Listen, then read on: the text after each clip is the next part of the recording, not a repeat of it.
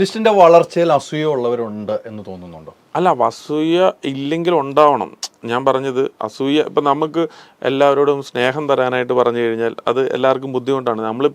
ഇപ്പോൾ എന്നോട് ഞാൻ അലിക്ക് ഒരു വിരോധം ചെയ്തിട്ടില്ലേ പോലും, അല്ലെങ്കിൽ അലിക്കെതിരായിട്ട് ഞാൻ ഒന്നും ചെയ്തിട്ടില്ലേ പോലും അലിക്ക് എന്നോട് അസൂയ തോന്നാം, അല്ല എന്നോട് ഇഷ്ടക്കുറവ് തോന്നാം. അപ്പോൾ അലി വിചാരിക്കുന്ന പോലെ എനിക്ക് സംസാരിക്കാനോ എനിക്ക് പ്രവർത്തിക്കാനോ ഈവൻ ചിലപ്പോൾ പറ്റിയെന്ന് വരത്തില്ല. അലിക്ക് എന്നോട് അസൂയ തോന്നും. അപ്പം നമ്മൾ ഇയാളൊക്കെ നമ്മളോട് നല്ല രീതിയിൽ സംസാരിക്കണം, മിണ്ടണം, എന്നോടൊപ്പം ഉണ്ടാവണം നമ്മൾ ആഗ്രഹിക്കും. പക്ഷേ ഇല്ല, ചിലവർക്ക് എന്താണെന്ന് വെച്ചാൽ അത് സാധ്യമേ ഇവനല്ല. അപ്പം എന്താണ്, നമുക്ക് ഓട്ടോമാറ്റിക്കലി തോന്നും ഇവനൊക്കെ ഒരു അസൂയ മാത്രമേ ഉണ്ടാവുള്ളൂ. അപ്പം ആ അസൂയയുടെ മാക്സിമത്തിൽ എത്തിക്കുക എന്നുള്ളതാണ് എൻ്റെ ലക്ഷ്യം. മനസ്സിലായി? നമ്മളൊരു ഇഷ്ടം ചോദിച്ചിട്ട് ഇപ്പം നടക്കുന്നില്ലെങ്കിൽ അസൂയയുടെ അങ്ങേയറ്റത്ത് എത്തിക്കാൻ വേണ്ടിയിട്ട് ട്രൈ ചെയ്യുക. കോളേജ് ജീവിതമൊക്കെ എവിടെയായിരുന്നു? അത് കോളേജ് ഞാൻ +2 ആയിരുന്നു. +2 കഴിഞ്ഞപ്പോൾ പിന്നെ ഉഴൂർ കോളേജിലായിരുന്നു. ഉഴൂർ ഏത് കോളേജ്? സെന്റ് സ്റ്റീഫൻ കോളേജിൽ. അവിടെ ഒരു വർഷമേ ഉള്ളൂ നമ്മൾ പഠിച്ചു. ഇറക്കി വിട്ടോ അതോ നമ്മൾ? അല്ലല്ല, അപ്പത്തേനും പഠിത്തം പരിപാടികൾക്കൊക്കെ ഒരു തീരുമാനമായി. അല്ലല്ല, ഞാൻ പറഞ്ഞ അത് കംപ്ലീറ്റ് ഈവൻ ചെയ്തില്ല. അതിന് നമുക്ക് ബിസിനസ് ആണ് അല്ലെ, ബിസിനസ് പരമായ ലക്ഷ്യങ്ങളാണ്. പ്രണയം ഉണ്ടായിരുന്നു? പ്രണയം ഉണ്ടായിരുന്നോന്നൊക്കെ ചോദിച്ചു കഴിഞ്ഞാൽ നമ്മള് സ്വാഭാവികമായിട്ടും മനുഷ്യനാണല്ലോ, എല്ലാരും മാന്യന്മാരാണല്ലോ. അപ്പൊ അതുകൊണ്ടിട്ട് നമ്മളും ആ മാന്യത കീപ്പ് ചെയ്യേണ്ടതായിട്ടുള്ളത് കൊണ്ടിട്ട്. പക്ഷെ പ്രണയം എല്ലാവർക്കും വരുന്നതാണല്ലോ. ആത്മാർത്ഥമായിട്ട് പ്രണയിച്ച ആരായിരുന്നു? അതൊക്കെ ഞാനിപ്പോ പറഞ്ഞു കഴിഞ്ഞാൽ നമുക്ക് വേറെ പ്രശ്നമൊന്നും ഇല്ലായിരിക്കും, പക്ഷെ വേറെ ചിലവർക്ക് കൗണ്ടറൊക്കെ അടിക്കാനായിട്ടുള്ള എന്തെങ്കിലും ആയി മാറും അത്. അപ്പൊ അതുകൊണ്ടിട്ട് അതിന്റെ ആവശ്യം. അങ്ങനെ ഒരു ആത്മാർത്ഥ പ്രണയം ഉണ്ടായിരുന്നു? അങ്ങനെയല്ല, നമുക്കിപ്പോ ഈവൻ തോന്നാലോ, നമുക്കിപ്പോ പ്രണയം നമുക്ക് തോന്നുന്നതിന് എന്താണ് കുഴപ്പമിരിക്കുന്നത്? അല്ല, പ്രണയിക്കുന്നതിന് തെറ്റൊന്നുമില്ല. ആ പ്രണയിച്ച പെൺകുട്ടിയെ പിന്നീട് കണ്ടിട്ടുണ്ടോ കല്യാണത്തിന് ശേഷം? കല്യാണത്തിന് ശേഷം ഒന്നും കണ്ടിട്ടൊന്നുമില്ല. അല്ല, ലിസ്റ്റിന്റെ കല്യാണത്തിന് ശേഷം കണ്ടിട്ടില്ല. ഇതിപ്പോ ഞാൻ വേറെ ഏതോ സംസാരിച്ചു പോകണോ എന്നൊരു സംഭവം. അല്ല, നമ്മള് ആകാംക്ഷയാണല്ലോ. ലിസ്റ്റിനെ ചെറുപ്പക്കാരനെ ഇഷ്ടപ്പെടുന്ന ഒത്തിരി പേരുണ്ട്. അങ്ങനെ ആ പഠിക്കുന്ന കാലത്തും ഇതേപോലെ തന്നെയായിരുന്നു. അതൊക്കെ വളരെ വളരെ ഈവൻ ചെറുപ്പത്തിലുള്ള സംഭവമാണ്. വിവാഹം വീട്ടുകാരാലോചിച്ച് നടന്ന വിവാഹമല്ലേ? വീട്ടുകാരാലോചിച്ച് നടന്നൊരു അറേഞ്ച്മെന്റ് അല്ലേ? വൈഫിന്റെ സപ്പോർട്ട് എങ്ങനെയാണ്? വൈഫ് സപ്പോർട്ട് ചെയ്യാന്ന് പറയുന്നത്, എനിക്ക് വീട്ടിലൊരു കാര്യങ്ങളും ഈവൻ അറിയണ്ട എന്നുള്ളതാണ് വൈഫിൻ്റെ സപ്പോർട്ട്. എൻ്റെ കുട്ടികളെ, ഞങ്ങൾക്ക് 2 പിള്ളേരാണ്. അപ്പോൾ കുട്ടികളുടെ കാര്യങ്ങളെല്ലാം നോക്കുന്നത് വൈഫാണ്. എനിക്ക് പൈസ കൃത്യസമയത്ത് എത്തിച്ചു കൊടുത്താൽ മാത്രം മതി. ബാക്കി വൈഫ് പിള്ളേരെ നോക്കും, സ്കൂളിൽ വിട്ടോളും, അവരെ ടേക്ക് കെയർ ചെയ്തോളും. എവറിത്തിങ് വൈഫാണ് നോക്കുന്നത്. ഈ സിനിമാ മേഖലയിലേക്ക് വരുന്ന സാധാരണ ഒരു പുരുഷന്മാരെ പല രീതിക്ക് കാണുന്ന ആളുകളുണ്ട് അല്ലേ? പല കുടുംബത്തിലും പ്രശ്നങ്ങളുണ്ട്. അത് ഈ സിനിമാ മേഖലയിലേക്ക് വരുമ്പോൾ വൈഫിൻ്റെ ഒരു സപ്പോർട്ട് എങ്ങനെ? സിനിമയിലേക്ക് ഇപ്പം പല സ്ഥലത്തും പോകുന്നുണ്ട് അല്ലേ? ലിസ്റ്റും പല സ്ഥലത്തേക്ക് പോകണം, ലൊക്കേഷൻ ഉണ്ട്, പല യാത്രയുണ്ട്. വൈഫ് അതിൻ്റെ സപ്പോർട്ട് എങ്ങനെയാണ്? വൈഫ് എല്ലാ ദിവസവും വിളിച്ച് അപ്ഡേറ്റ് ചെയ്യുമോ, ഞാൻ ഇന്ന സ്ഥലത്താണ് എന്ന് ലിസ്റ്റ്? അങ്ങനെയല്ല, ഞാൻ എൻ്റെ സിനിമാ കാര്യങ്ങൾ വൈഫായിട്ട് അധികം ഡിസ്കസ് ചെയ്യാറില്ല. കാര്യം എന്നോട് എപ്പോഴും ചോദിക്കാറുണ്ട്, ഇങ്ങനെ നമ്മളൊക്കെ പറയത്തില്ല നാട്ടിൽ കിള്ളി ചോദിക്കാന്ന് എന്ന് പറഞ്ഞാൽ കിള്ളി ചോദിക്കാറുണ്ട്. പക്ഷെ ഞാൻ കിള്ളി ഒരു ഉത്തരവും പറയാറുമില്ല. അതുകൊണ്ടിട്ട് കാര്യം എന്താണെന്ന് വെച്ചാൽ ഇത് ഒരുപാട് ടെൻഷൻ പിടിച്ച ഒരു ജോലിയാണ് സിനിമ എന്ന് പറയുന്നത്. അത് പ്രത്യേകിച്ച് പ്രൊഡക്ഷൻ്റെ ഒരു കാര്യം. അതായത് സാമ്പത്തിക ഇടപാടുകൾ ഉള്ള ഒരു മേഖലയാണല്ലോ സിനിമ നിർമ്മാണം എന്ന് പറയുന്നത്. അപ്പോൾ അതുകൊണ്ടിട്ട് ഇത് റിസ്ക് ആണ്. ഇതിപ്പോൾ നമ്മളിപ്പോൾ ഇന്ന് പറയുന്നതല്ല നാളെ സംഭവിക്കുന്നത്. എന്നാൽ നമുക്ക് ഇത്ര എക്സ്പീരിയൻസ് ഉള്ളതാണല്ലോ ഇതേ സംഭവിക്കുള്ളൂ എന്ന് പറഞ്ഞു കഴിഞ്ഞാൽ നേരെ ഓപ്പോസിറ്റ് ആയിരിക്കും സംഭവിക്കുന്നത്. സോ ഇതിനൊരു വ്യക്തത ഇല്ലാത്തതുകൊണ്ടിട്ട് അതായത് ഒരു സാമ്പത്തിക സുരക്ഷിതത്വം എന്ന് പറയുന്നൊരു സംഭവം ഉണ്ടല്ലോ, നമുക്ക് ഒരു ലക്കാണ് സിനിമ. അപ്പോൾ അതുകൊണ്ടിട്ട് അതും നമുക്ക് പറയാൻ പറ്റത്തില്ല. സോ ഭാര്യയോട് ഇതൊന്നും നമുക്ക് ഷെയർ ചെയ്തിട്ട് യാതൊരു കാര്യമില്ല. കാരണം പിന്നെ വീട്ടിൽ ചെല്ലുമ്പോൾ അതെന്തായി, ഇതെന്തായി, അതങ്ങനെ ആയിരുന്നല്ലോ പറഞ്ഞു, ഇതൊന്നും വന്നില്ലല്ലോ. അപ്പോൾ എന്താണെന്ന് വെച്ചാൽ ഇത് നമുക്കപ്പം ഒരു ഹെഡേക്ക് മാതിരിയോ, നമുക്ക് വെളിയിൽ തന്നെ ഇഷ്ടംപോലെ ഹെഡേക്ക് ഉണ്ട്, പിന്നെ വീട്ടിലും ഇതേ കാര്യം തന്നെ സംസാരിക്കുമ്പോൾ അതൊരു ആവശ്യമില്ലാത്ത കാര്യം.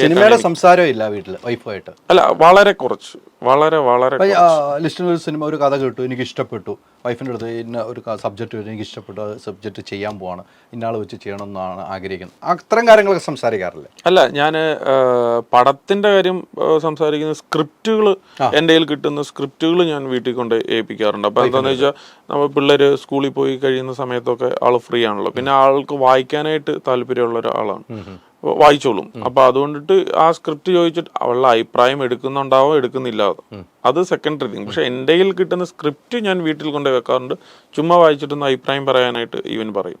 അങ്ങനെ അഭിപ്രായം പറഞ്ഞ ഒരു സിനിമ എല്ലാത്തിനും ഉണ്ടെന്ന് പറഞ്ഞു. അങ്ങനെ വൈഫ് അഭിപ്രായം പറഞ്ഞ ഒരു സിനിമ വിജയമാണ് കണ്ടത്, പരാജയമാണ് കണ്ടത്?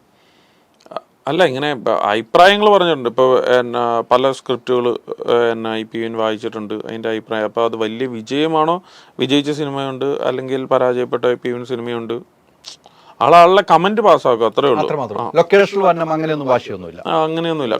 അതായത് ഞാൻ ഇപ്പൊ കൊണ്ടുപോയി കഴിഞ്ഞു കഴിഞ്ഞാൽ ആൾക്ക് വരുന്നതിന് ഒരു പ്രശ്നവും ഇല്ല, പക്ഷെ ഞാൻ കൊണ്ടുപോകാറില്ല എന്നാണ്. പക്ഷെ ഞാനും അങ്ങനത്തെ ഒരു വലിയൊരു ആഗ്രഹം പ്രകടിപ്പിക്കാറൊന്നുമില്ല. പക്ഷെ ഞാൻ കൊണ്ടുപോയാൽ ആളൊക്കെയാണ്, പക്ഷെ ഞാനേ പോകാറ് കുറവാണ്, വരാറൊന്നുമില്ല. നമ്മൾ എത്ര ലൊക്കേഷൻ ലിസ്റ്റും വരവ് ആ പൂജയ്ക്ക് ഉണ്ടെങ്കിൽ ഉണ്ട്. പിന്നെ കൊച്ചി തന്നെയാണ് 1-2 പ്രാവശ്യം വന്നു പോകുന്നത്, എല്ലാ ലൊക്കേഷനിലും വന്ന് നിൽക്കാൻ താല്പര്യപ്പെടില്ല. വൈഫ് എന്തെങ്കിലും ആവശ്യപ്പെടണം, എനിക്ക് ഇന്ന ആളെ ഒന്ന് കാണണമെന്ന്, ഒരു താരത്തെ ഇന്ന ആളെ കാണണമെന്ന് വൈഫ് ആവശ്യപ്പെട്ടിട്ടുണ്ടോ എന്തെങ്കിലും?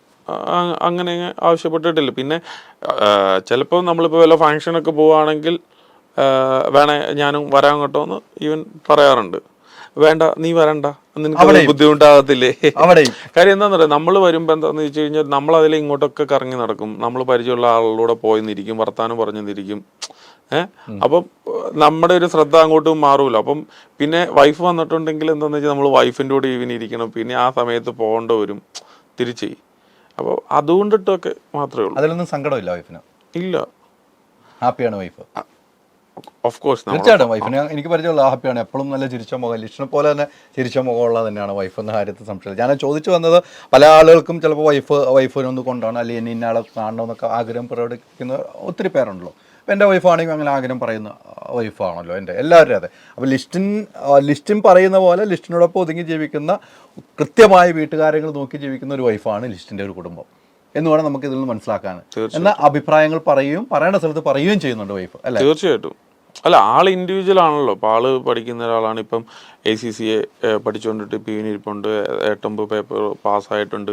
ഇതിനു മുമ്പ് ലണ്ടനിൽ ബാർക്ലൈസ് ബാങ്ക് എന്ന് പറയുന്ന ഒരു ബാങ്കിലാണ് വർക്ക് ചെയ്തുകൊണ്ടിട്ടിരുന്നത്. അപ്പം ആൾക്ക് ഇപ്പം ലോകപരിചയമാണ്. അല്ല, അത് വലിയ കാര്യമാണ്, ലോകപരിചയം വലിയ കാര്യമാണ്. തീർച്ചയായിട്ടും. അല്ലല്ല, അതുകൊണ്ടിട്ട് തന്നെ ആൾക്കിപ്പം നമ്മളിപ്പോൾ ഡിപ്പെൻഡ് ചെയ്യണമെന്നോ അങ്ങനത്തെ ഒന്നും ഇപ്പം ഈവൻ ഇല്ല. ഇപ്പം നമ്മുടെ വൈഫ് ആയതുകൊണ്ടിട്ട് തന്നെ നമ്മുടെ കൂടെ ഇപ്പം ഈവൻ നിൽക്കുന്നു, അല്ലെ? എന്നെ കല്യാണം കഴിച്ചില്ലെങ്കിൽ വേറൊരാളെ കല്യാണം കഴിക്കണം, അല്ലെ? അപ്പം നമ്മുടെ സാഹചര്യത്തിന് അനുസരിച്ചാണ് എല്ലാവരും നിൽക്കേണ്ടത്, അതങ്ങനെയാണല്ലോ.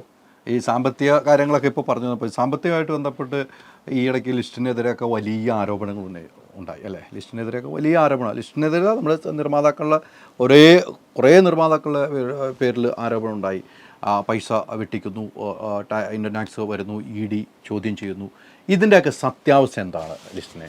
അല്ല, അങ്ങനെയല്ല. ഇൻകം ടാക്സ് റെയ്ഡ് എനിക്ക് ഫസ്റ്റിൽ ആണ് ഇപ്പോൾ വരുന്നത്. ഇതിന് മുമ്പ് TDCൻ്റെ ഇൻസ്പെക്ഷൻ ഉണ്ടായിട്ടുണ്ട്, GSTയുടെ റെയ്ഡ് വന്നിട്ടുണ്ട്, ഇതിനു മുമ്പ് ഈവൻ സംഭവിച്ചിട്ടുള്ളതാണ്, EDയുടെ നോട്ടീസ് വന്നിട്ടുണ്ട്. ഇതൊക്കെ സത്യത്തിൽ നമ്മളും ഇതറിയുന്നത് ഇങ്ങനെയാണ്. നമ്മളില്ലെങ്കിൽ നാട്ടിലൊക്കെ ഉണ്ടായിരുന്നപ്പോൾ ഇൻകം ടാക്സ് റെയ്ഡ് എന്നൊക്കെ പറയുമ്പോൾ നമ്മളിതെന്താണ്, കള്ളനോട്ട് എന്ന് പറഞ്ഞു കഴിഞ്ഞാൽ ചിലപ്പോൾ എന്താണെന്ന് വെച്ചാൽ കള്ളപ്പണം എന്ന് പറയുന്നത് കള്ളനോട്ടാണെന്നാണ് ഓർത്തുകൊണ്ടിട്ടിരുന്നത്. അപ്പോൾ എന്താണെന്ന് വെച്ചാൽ ഇത് അതല്ലല്ലോ, കണക്കിൽ പെടാത്ത പണം, അതായത് നമ്മൾ അക്കൗണ്ടിൽ കാണിക്കാത്ത പണം. ഇപ്പോൾ നമ്മളിപ്പോൾ പൈനാപ്പിൾ കൃഷി നടത്തുന്നവരുടെ ക്യാഷ് ആയിരിക്കും, റബ്ബർ വെട്ടിയിരിക്കുന്നവരുടെ ക്യാഷ് ആയിട്ടായിരിക്കും. ഇതൊന്നും അക്കൗണ്ടിൽ കാട്ടുന്നില്ല, ഇതെല്ലാം കള്ളപ്പണമാണ്. മനസ്സിലായോ? അപ്പോൾ കണക്കിൽപ്പെടാത്ത പണം ഉണ്ടോ എന്നറിയാൻ വേണ്ടിയിട്ട് ഇപ്പം നമ്മൾ എല്ലാ വർഷവും നമ്മൾ ഇൻകം ടാക്സ് ഈവൻ അടയ്ക്കുന്നുണ്ട്. നമ്മൾ ആ കാട്ടുന്ന കണക്കുകൾ ശരിയാണോ, അതിൽ പെടാത്ത വേറെ എന്തെങ്കിലും പൈസകളുണ്ടോ എന്നൊക്കെ ചെക്ക് ചെയ്യാൻ വേണ്ടിയിട്ട് വരുന്ന ഒരു യൂഷ്വൽ സംഭവമാണ് ഇൻകം ടാക്സ് റെയ്ഡ് എന്ന് ഇപ്പം പറയുന്നത്. കാരണം ഇത് നമ്മളെ മാത്രമല്ല, സിനിമ ആയതുകൊണ്ടിട്ട് മാത്രം ഇത് വെളിയിലേക്ക് വരുന്നു, പബ്ലിസിറ്റി ചെയ്യുന്നു എന്ന് മാത്രമേ ഉള്ളൂ. കാരണം ഈ റെയ്ഡ് കഴിഞ്ഞിട്ട് ഒരു 50 റെയ്ഡ് അവർ നടത്തിയിട്ടുണ്ട്. പല പാറമട ആയിക്കോട്ടെ, ബിൽഡേഴ്സ് ആയിക്കോട്ടെ, എന്തെല്ലാം റെയ്ഡുകൾ നടത്തിയിട്ടുണ്ട്. അതൊന്നും ആർക്കും അറിയത്തില്ല. കാരണം സിനിമ എന്ന് പറയുന്നത് സിനിമ ഒരു പബ്ലിസിറ്റിയുടെ ഒരു ഭാഗമാണ്.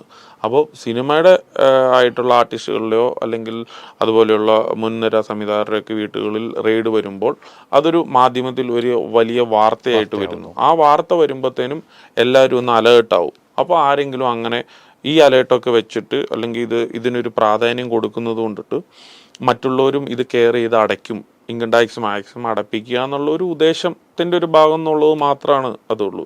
കാരണം ഞാൻ പറഞ്ഞല്ലോ, ഞാൻ ഇപ്പോൾ ഡിഗ്രി മാത്രം അത് കംപ്ലീറ്റ് ചെയ്യാത്ത ഒരാളാണ്. അപ്പോൾ നമ്മളിപ്പോൾ ഇത്രയും വലിയ കാര്യങ്ങളെല്ലാം ഈവൻ ചെയ്യുമ്പോൾ നമ്മുടെ ഓഫീസിൽ ഒത്തിരി അക്കൗണ്ട്സിൽ വർക്ക് ചെയ്യുന്ന ഒരുപാട് സ്റ്റാഫുകളുണ്ട്, ചാർട്ടേഡ് അക്കൗണ്ടൻ്റ് ഉണ്ട്. നമ്മൾ കണക്ക് സബ്മിറ്റ് ചെയ്യുന്ന ചാർട്ടേഡ് അക്കൗണ്ടൻ്റ് അടുത്താണ്. അപ്പോൾ ഇതെല്ലാം ഡിപ്പെൻഡ് ചെയ്തിട്ടാണ് പോകുന്നത്. അല്ലാണ്ട് ഞാനൊരു തോന്നിയാസ കണക്കുണ്ടാക്കിയിട്ട് അത് കാട്ടി അത് ശരിയാക്കി തരുന്ന അല്ല ചാർട്ടേഡ് അക്കൗണ്ടൻ്റ്. നമ്മൾ എന്തെങ്കിലും ഒരു വലിയ കാര്യം ചെയ്യുമ്പോൾ അത് ഡിസ്കസ് ചെയ്ത് ചോദിച്ച് മനസ്സിലാക്കിയിട്ടല്ല നമ്മുടെ അക്കൗണ്ട്സ് ഓഫീസിലുള്ളവരോട് പോലും ചോദിച്ചിട്ടാണ് ഓരോന്ന് എങ്ങനെ ചെയ്യാം. അതായത് നമുക്ക് ചുമ്മാ ഈവൻ ചെയ്യാനായിട്ട് ഈവൻ പറ്റത്തുമില്ലല്ലോ. അപ്പം ഇതൊക്കെ വന്ന് ഒരു ഇൻസ്പെക്ഷൻ നടത്തുന്നു എന്നുള്ള ഒരു സാധാരണ ഒരു പ്രോസസ്സ് മാത്രമാണ്.